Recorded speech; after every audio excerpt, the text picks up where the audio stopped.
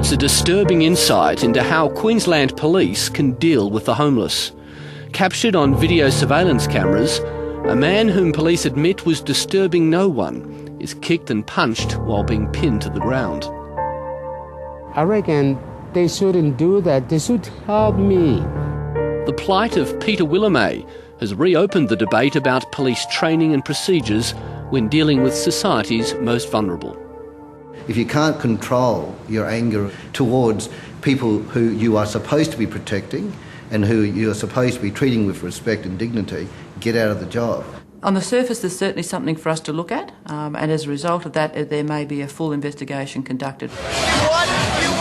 The officers who arrested Peter Willamay were based in Brisbane's Fortitude Valley, a popular night spot where police frequently come into contact with drunk and violent offenders. But shortly before midnight on March the 20th, Peter Willamay and his friend were anything but violent. So I was sitting down there very nicely, comfortable and all that, and then suddenly they come and harass me. A police officer tells Mr Willamay he cannot drink alcohol in a public place and asks him to get rid of his drink. When he refuses, the officer searches Mr Willamay's bag. The situation rapidly deteriorates when Mr Willamay throws down another bag and a scuffle breaks out. And that's when a third party becomes involved. There was no apparent need for force to be used, and so I just sort of mentioned that, and then quite suddenly the officer turned on me and pursued me, and I was then arrested. Chris Randall was charged with obstructing police in their duties, and it was he who applied for and was granted this video footage to use in his court hearing. It was so absurd. It was like, this is ridiculous. Last week, Chris Randall had his day in court. Magistrate Graham Lee dismissed the charge and awarded costs to Mr Randall. The magistrate found the officer who arrested Mr Willamay and searched his bag had acted unlawfully, as police don't have the power to arrest someone simply because they're drinking in public. He did not go about what he should do properly, including he unlawfully started to search this man's property.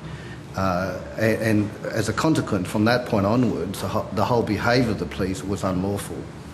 The subsequent treatment of Mr Willamay was shown in court, despite objections from the police prosecutor. Under cross-examination, the arresting officer said he thought it was appropriate to force Mr Willamay on the ground and knee him. Andrew Bowe, the lawyer acting for both Mr Willamay and Mr Randall, says the whole episode raises questions about police training. Police are going in there underskilled and with very limited skills of people management to go to physical restraint involving knocking people down and kneeing them when the original offence would not even attract a jail sentence is wrong. As an organisation, we have a responsibility to ensure that our people are adhering to our code of conduct and that we treat people with respect. Deputy Police Commissioner Kathy Reinders says the arrest of Mr Willamay has been referred to Police Ethical Standards Command, and although she can't comment on the particulars of this case, she says Queensland Police are constantly reviewing their training.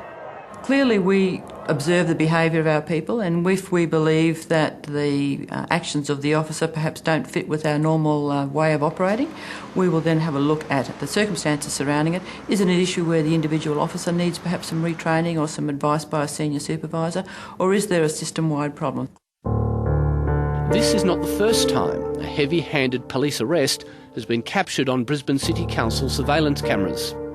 2 years ago, old-age pensioner Bruce Rowe was harshly dealt with after taking too long to get changed in a public toilet. Charges against him were quashed by Queensland's highest court only last month. Is it perhaps unfair to just focus on a couple of arrests where police may have gone over the top, given the context of they've got a very difficult job to do? It's unfair if you don't make the concession that this is as difficult a job as we can ask people in our public service to undertake. But merely because it's difficult does not mean that we let go when documented abuses of that power occur.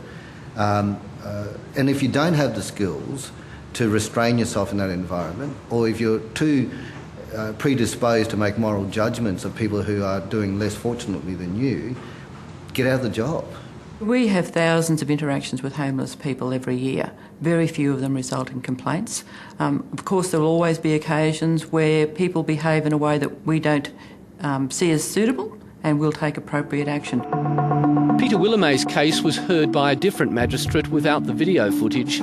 He was found guilty and fined $400. And now he wants to put the events of March the 20th behind him. I just want to get the accommodation so I can stay away from everything. That's all. You'd like somewhere to live? Yeah, that's it. That's it.